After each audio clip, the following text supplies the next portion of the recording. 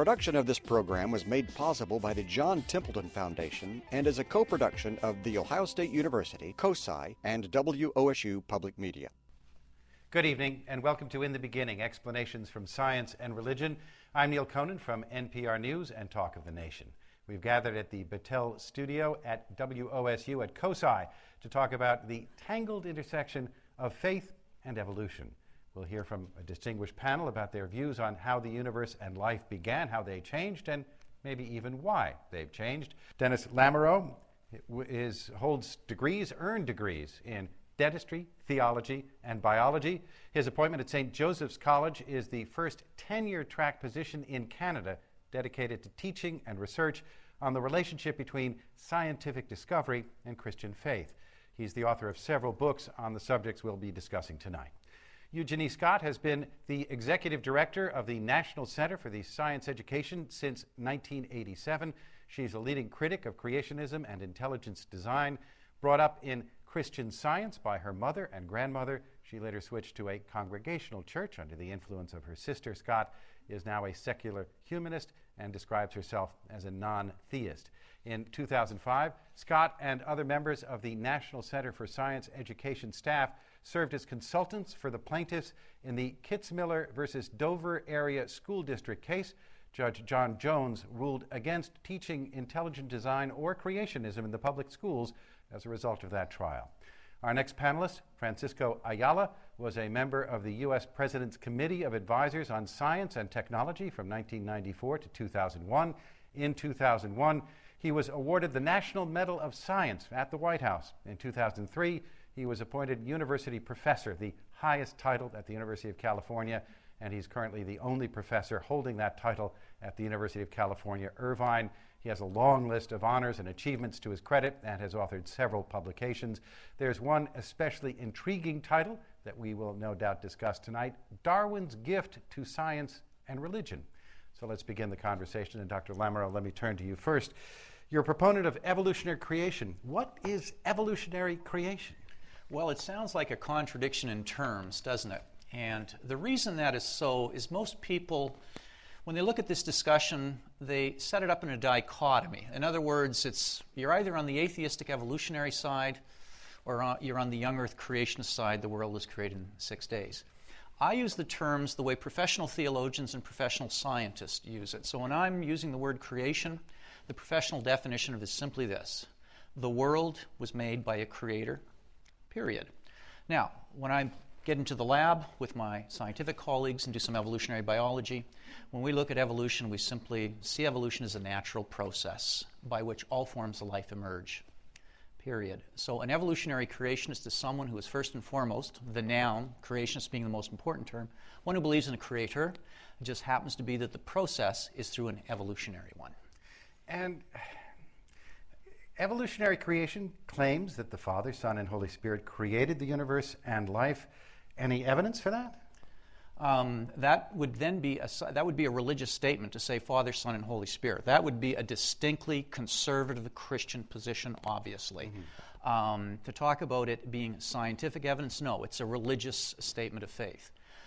When it comes to evolution, it is simply a natural process, and I'm going to do this again, period. Okay. Now, whether there's a God behind it or whether someone wants to make a commitment and say there is no God, that indeed, if you wish, is a religious statement, or I've got to use the technical term, a metaphysical statement. So we look at evolution and there's different ways of packaging it. My basic challenge ultimately would be to folks like Richard Dawkins who want to package evolution as being atheistic. Mm-hmm. And I think that's a step beyond the science. So an evolutionary creationist is definitely a conservative Christian who's looking at evolution and seeing it as God's process. Dr. Scott, and this is a question I'm going to come back and ask all of you, but Dr. Scott, was there a turning point that changed your mind about creation, and what convinced you that God was not the explanation? Oh, goodness. No. I can't think of one. I don't think anybody's actually ever asked me that before, Neil. No, first of all, I grew up in a liberal Protestant church environment. very much enjoyed going to church, enjoyed singing in the choir, felt it was a very comfortable sort of place. I don't know, I guess I just gradually drifted away from faith. I think I just became interested in different things. I became a scientist. I don't believe it was science that turned me away from faith or anything like that. You don't see any contradiction between the two? No, I don't. Faith, religion, well, first of all, I should, you know, people can get tied up with definitions, but definitions are important because what I might mean saying a term may not be what you will hear.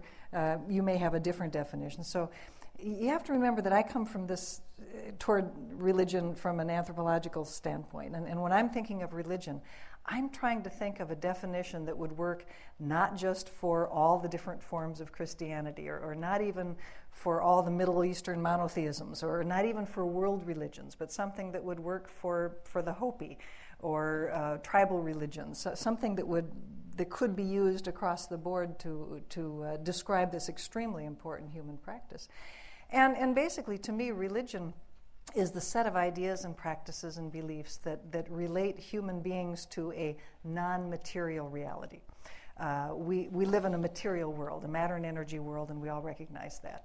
Most human beings believe that there is something other than a material reality that they can interact with, and it can be the home of God or the gods or the ancestor spirits or whatever your tradition is. Most human beings believe there is an existence, there is a reality like that. A minority of human beings, probably in every culture, probably back there in the caves, there was somebody thinking, I don't think so, but you don't mention it too often in most societies. That's right, go along to get along. Yeah, exactly. Or you get put on an anthill somewhere, and so you sort of don't. This is a much better time to be a non-believer than probably any other time in human history. But religion doesn't speak to everyone. Religion does not speak to everyone, but it does speak to our next guest, Francisco Jose Ayala. And let me ask you, some people find a contradiction between faith and belief in evolution. Do you? No, I don't. I think that faith or religion and evolution or science are like two windows through which you look at the world. You are looking at the same world, you are seeing different things. Science has to do with natural explanations, with the process that account for the natural phenomena. Religion has to do with the meaning of life, or purpose of life, life perhaps after death, moral values. These two things don't need to be contradictory at all. As perhaps you may know, and it may shock some others who do not know, not only I don't think that there is opposition in particular between evolution and religion. I think evolution is quite compatible with religion, while these ideas which go under the name of intelligent design and creationism are not compatible with religion. Well, go ahead. They are being proposed in the name of religion by people who either do not know enough theology or do not know enough science. In both cases, they do not know either one very well. The implications of intelligent design for religions are disastrous, because if we have been designed by God is a very incompetent engineer. We have a jaw which is not big enough for all our teeth, so they have to pull the wisdom teeth and they have to straighten the others. But if I can interject, I practiced dentistry for 25 years, and I made a lot of money on wisdom teeth, so I'm grateful for that. Well, so you should thank God for that. Well, maybe God just like the dentist. Now, I actually wrote a dissertation on teeth. So there we go. So this is, let me then shift to another example. There are plenty of examples from implying humans. I mean, the birth canal of a woman is not big enough for the head of the baby, associated with the same process as the one of the teeth. But with respect, you can pick out body parts, and as you know, the creationists pick out the human eyeball and say this is a perfection of design which could not possibly be achieved any other way. The perfection of the eye, other than by design. Well, you only have to look at mollusks, which include the snake.